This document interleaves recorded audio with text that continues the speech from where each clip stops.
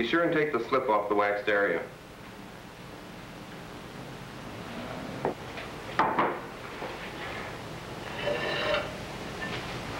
Now this stage, as you know, is called bisque wear. It's hard and porous, and it's ready for glazing. Before we get into glaze firing, I want to show you some examples here of some things that can happen to your pots, rather unfortunate. The lid to this Yunnan cooker, there wasn't enough clearance between the lid and the shelf above. And also the pot that was on the shelf above was a little heavy, and it caused the shelf to sag, and it stuck the lid onto the shelf above it. Here's a fairly nice little pot that was made by one of my students, except that he put the glaze on a little too thick. It ran and stuck onto the shelf. Some people use these little star stilts. Keeps the pot from sticking to the shelf, but with this much glaze, even that wouldn't have saved this one. Might as well throw it away. I have a picture here. Pretty nice effect with the glaze, but not much of a pot. For one thing, the walls are a little too thin, but also the glaze was put on much too thick. It didn't shrink evenly. The glaze on the inside didn't shrink as much as the glaze on the outside, nor did the clay. So the pot split. Well, I think we better get this kiln going. I'm stacking a glaze kiln now. I have just a few more pieces to put in. As you can see, it's basically just like the other kiln. It's an updraft, just a little larger.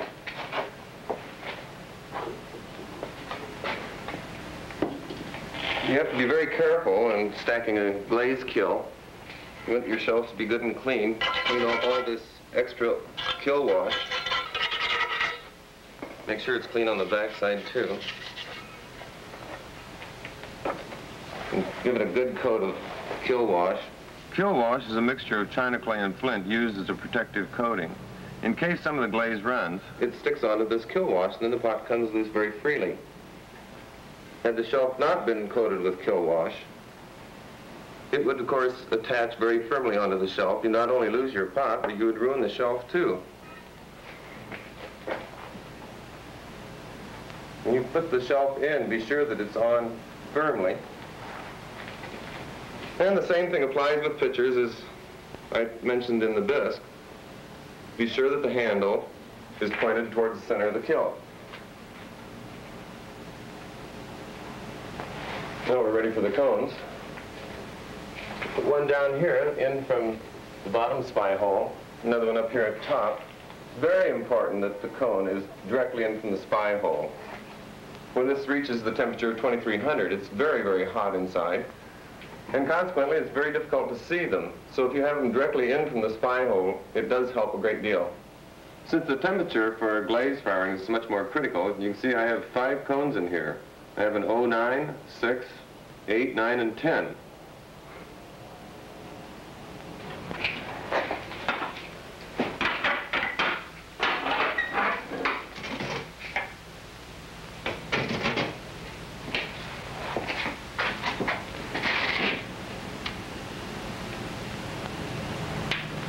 Again, this is just my way of lighting the kiln. Turn the pilot on first.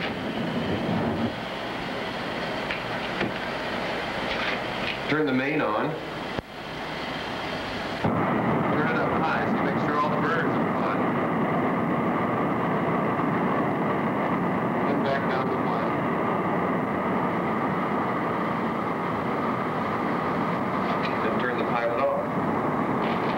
Just like in doing bisque firing, the kiln must heat up gradually. So each hour now I will come out and turn this up another inch of pressure.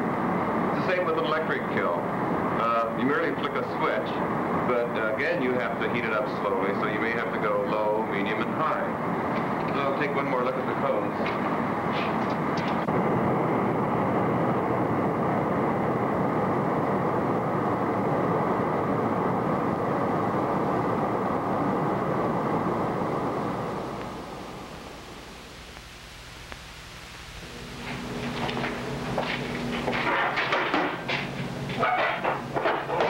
It's always very exciting to open a kiln, and here's the moment of truth. Well, it looks like a good firing.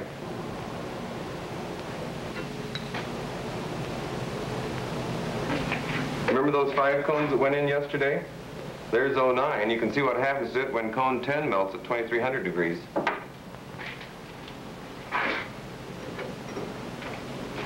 A couple pieces by some of my advanced students.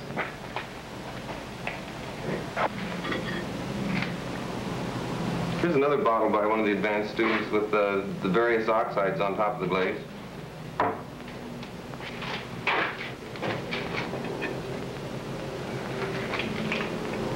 A very interesting effect with this incise decoration. Well, that's what happens when you don't clean off the glaze where the lid's going to touch. But that's easily remedied. Merely grind it off with your grinder.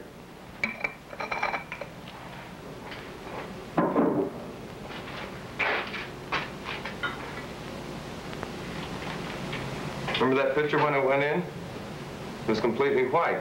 The cobalt decoration was painted on underneath.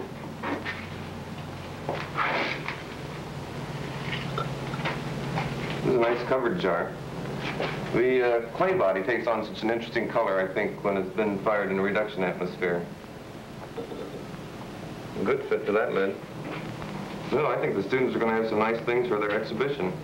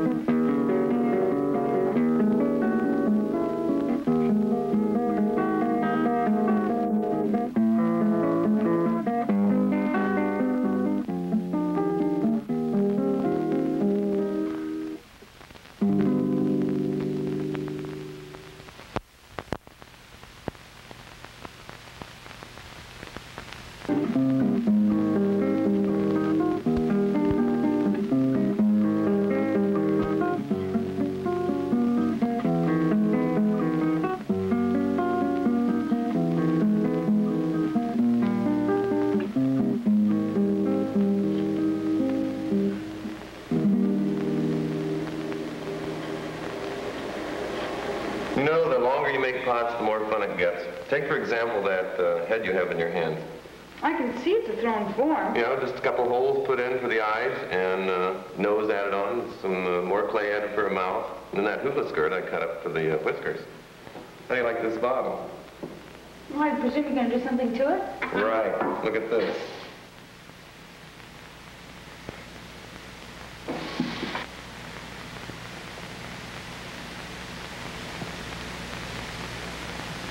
What's it going to be? It's an elephant. These are pyrometric cones which I'll put in later. What are those? The tusks. Oh, I'll take those out. Oh, you don't leave them in to fire? No, you know, just get the idea where you want to put them. You can trim this off a bit. This saves you a lot of time for trimming later. And now it's ready to go out in the damp room until it's leather hard.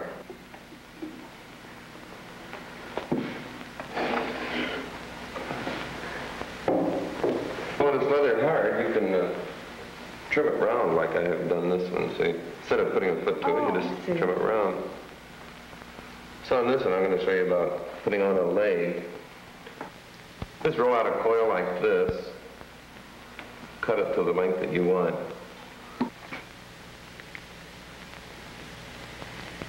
Always make them a little bit longer, you know, you can always shorten them. Quite often just ram a pencil in this so that it's approximately the same thickness as the thrown form. Why is that necessary? Well, so it dries evenly.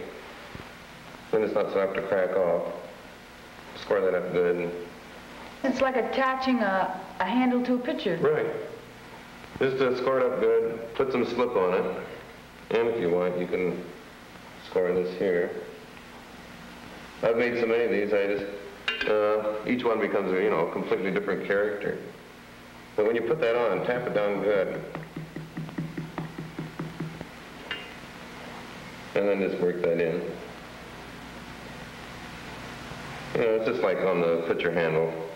But I'm not going to take time to do all that now. You know, you can model it up and get all that out of the way. For an ear, I just roll out piece of clay with the rolling pin. Again, score this up.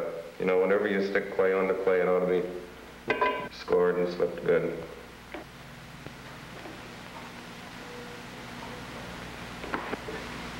I'd score that up a bit. Just a little bit of scoring gives you a better traction for the piece that you're going to put on. Now that squeezing in, doesn't that damage the pot somehow? No, because the pot is quite firm now. If you work it too soft, of course, you will damage it. We'll model that in, so, you know, I tell you, pitchers should grow from the handle should grow from the pitcher, just like a branch from a tree. Well, now you can start comparing it to an elephant ear. So they really grow from it. They don't look stuck on. What about an eye? Oh, you can just take a little piece of clay like this. Oh, and just roll it in the ball? Yeah. I quite often just ram it with a pencil so that I know that it is attached well. Do you go all the way through the pot? Oh, no, just enough so it attaches on. It even looks like a pupil. No, that's, I guess, why I put it on there. Now we'll finish the other end. No, I guess I can't stand it that way. The light is still a little too soft, see? That's one thing you do have to be careful of when you're sticking these things together. You can put them up or down or any direction you want. Oh, that's great. Just a little coil of clay. Yeah. Well, take a look at that finished one there, Stephanie. Oh, this is amazing. On this one, I sponged it quite hard to bring all the coarse particles of clay to the surface, you know, give a good elephant kind of skin. But I think these ought to come out, because you can't leave these in during the firing. Why not? Well, they have melted so far for a cone 10, and if I put them in, they'll bend down the other way. Well, so much for elephants. I'd like to show you something you can do with a bowl now. Would you set that back over there, please? Sure. So this is, you know, just a regular bowl, a little thinner than what normally you would make it in the bottom. Thinner? Yeah, we're not going to put a foot on this one. How are you going to trim it? I'm just going to trim this round.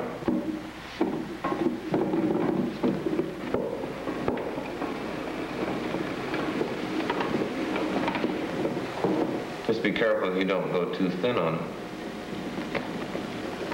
What are you going to make? This is going to be a bug. You believe it? Now you can sponge it off gently and kind of smooth that out a bit.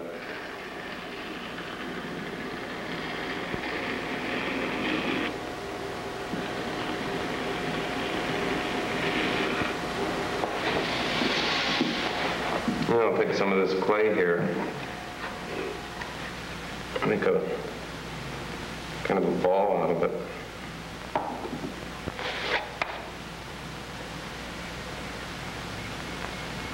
Now, what are you going to attach this to? And this is going to be his eyes. Square that up good. And put a little slip on it.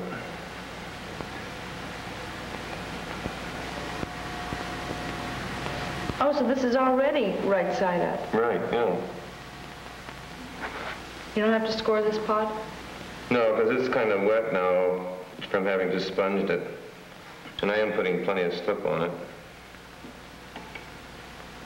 But when you can press these on so tightly, you don't need to put too much scoring on the bowl part. Anchor that on good and tight. You can sponge that down just a little. Of course, you can let your imagination go on something like this. You know, you can see that I am working with two different colors of clay here, for one thing. I quite often use just the Japanese brush handle to press in. That makes the eye attach quite firmly. And also gives you a good pair of eyes. So see, part of it came off in the handle, so big deal. That's my kind of bug, see? I'm going to need a little space here. This pastry rolling pin makes a real interesting texture. What is this going to be? Well, this is really kind of the shoulder line on the bug. A shoulder line on a bug? Well, it kind of divides the head from where the wings are attached, I guess. But that's kind of the fun part, you know, you can make them just any way you want. I'll just put that on there to see if that's about where I want it. And since the clay is still pretty wet, I think really just getting plenty of water on the bottom of this thing, you won't need to score it up. But pinch that in good and tight. Any of this applique type of stuff that you're putting on, you want to put on just as tight as possible. Looks like it has braids.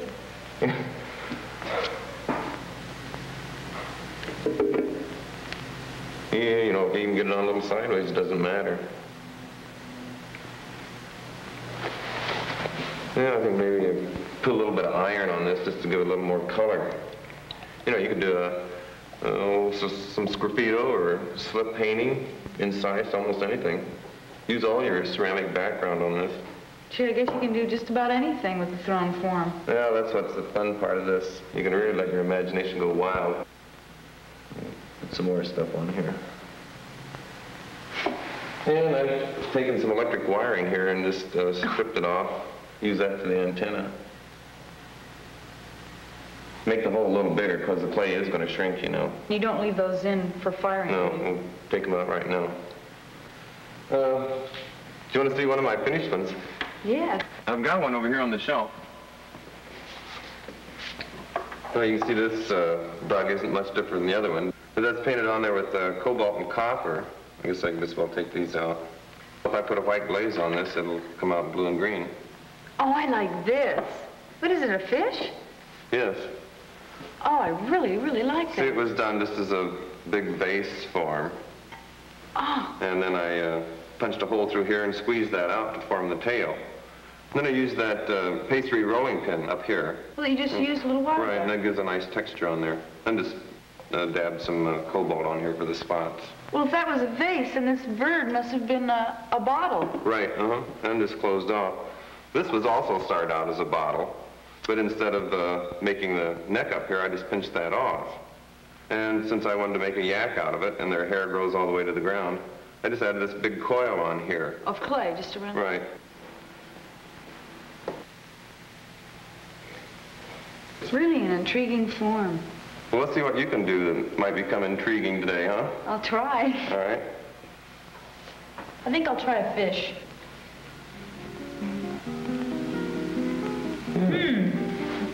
See what else we can do. Well, you could even push from the other side and open that up a bit. Yeah. That looks kind of interesting.